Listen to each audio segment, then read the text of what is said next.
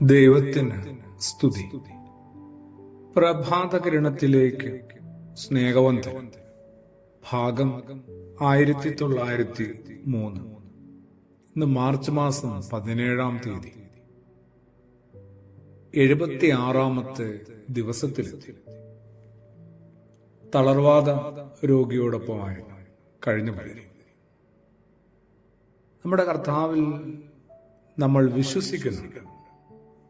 ആ വിശ്വാസത്തെ ഒരു കൂട്ടമായി, കൂട്ടായ്മയായി രൂപാന്തരപ്പെടുത്തുന്നുണ്ട്. ഒരു ദൃശ്യമായ കൂട്ടായ്മ, വിസിബിൾ ഫെലോഷിപ്പ്. അങ്ങനെയൊന്ന് നമുക്കിടയിൽ ഉണ്ടോ? ഭവനത്തില്, ചെറിയ ചെറിയ നമ്മുടെ പ്രവർത്തന ഇടങ്ങളില്, ഇടവകയിൽ, കുറച്ചും കൂടി വിസ്തൃതമായ സഭയുടെ ഉള്ളില്, മൊത്തം സമൂഹത്തില് എന്തുകൊണ്ടാണ് അങ്ങനെയൊന്ന് കണ്ടെത്താനായിട്ട് നമ്മൾ ഏറെ പരതേണ്ടി വരുന്നത്? തീരില്ലാത്തതുകൊണ്ട് അല്ലേ? നോമ്പ് ഇത്തരം ചില മേന്മകളെ, നന്മകളെ, നിലപാടുകളെ, സുഹൃതങ്ങളെ കൂടെ കൂട്ടാനാണ്, കൂട്ടുപിടിക്കാൻ വേണ്ടിയാണ്.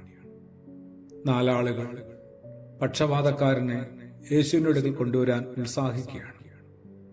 ആൾക്കൂട്ടത്തിന്റെ പെരുപ്പം കാരണം വീടിനകത്ത് യേശുവിന്റെ അടുക്കൽ എത്താൻ കഴിയാതെ പോവുകയാണ്. പിന്നീട് അവർ ഏറ്റെടുക്കുന്നൊരു വലിയ സാഹസമുണ്ട്. പ്രതിസന്ധികളും പ്രയാസങ്ങളുമൊക്കെ നമ്മൾ ഓരോരുത്തരുടെയും ജീവിത പ്രയാണ വഴികളിൽ വളരെ കൂടുതലാണ്.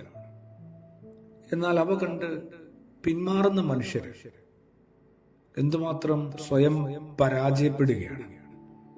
തങ്ങൾ തന്നെ ഒരു വലിയ തോൽവിയാണെന്ന് ഓരോരുത്തരും ഉറക്കെ വിളിച്ചു പറയുകയാണ്. ജീവിതത്തിന്റെ വഴിത്താരകളിൽ കുറുകെ എത്തുന്ന ചെറുതും വലുതുമായ പ്രതിസന്ധികളെയും പ്രയാസങ്ങളെയും പരിഹരിക്കാൻ ഒരിക്കലും ആകത്തില്ല, പരിഹാരമേ ഇല്ല എന്ന് കരുതുന്ന തടസ്സങ്ങളെയൊക്കെ കണ്ട് പിന്മാറാതെ അതിനെ അതിജീവിപ്പാനായിട്ട് ഉള്ളിന്റെ ഉള്ളിൽ ഒരു യേശു വിശ്വാസവും യേശു അവബോധവും, അതിൽ നിന്നൊക്കെ ഉരുത്തിരിയുന്ന ഒരു പ്രത്യാശയും നമ്മളെ സഹായിക്കുന്നുണ്ട്. അവരെന്തായാലും 4 ആളുകൾ വിശ്വാസത്തോടും പ്രത്യാശയോടും കൂടി ഏതറ്റം വരെയും പോകാൻ തയ്യാറാവുകയാണ്. സഭയുടെ ഒരു മിഷൻ, ദൗത്യം എന്നുള്ളത് മറ്റുള്ളവരെ യേശുവിലേക്ക് ആനയിക്കുന്ന ഒരു ശുശ്രൂഷയാണ്. ഇതെപ്പോഴൊക്കെ നമ്മൾ മറന്നുപോയി. വേറെ വിധത്തിൽ പറഞ്ഞാൽ വിശ്വാസം ശരിക്കും പ്രവൃത്തിയിലൂടെ ബോധ്യപ്പെടുത്തുകയാണ് അവനവനെ തന്നെയും അവനവനായിരിക്കുന്ന സമൂഹത്തെയും. യാക്കോബ് ശ്ലീഹാ ലേഖനത്തിന് 2-ാം അധ്യായത്തിൽ പറയുന്നത് പോലെ, സഹോദരന്മാരെ, ഒരുത്തൻ തനിക്ക് വിശ്വാസമുണ്ടെന്ന് പറയുകയും അവനിൽ തീരെ പ്രവൃത്തി ഇല്ലാതെ പോവുകയും ചെയ്താൽ എന്ത് ഉപകാരമാണുള്ളത്? അതെ, എന്തിനാണ് ജീവിക്കുന്നത്?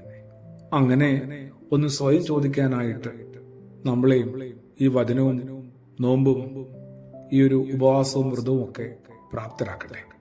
ആമേൻ.